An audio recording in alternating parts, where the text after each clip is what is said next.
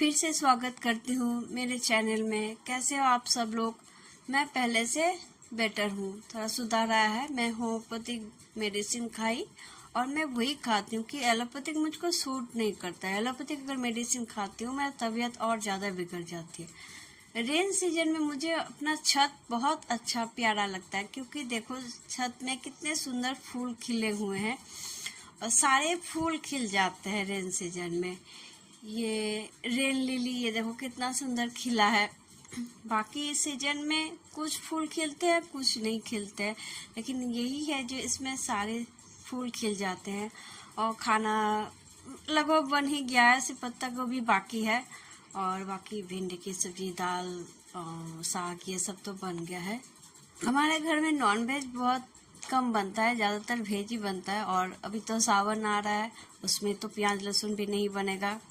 खुश रहना। साईं राम।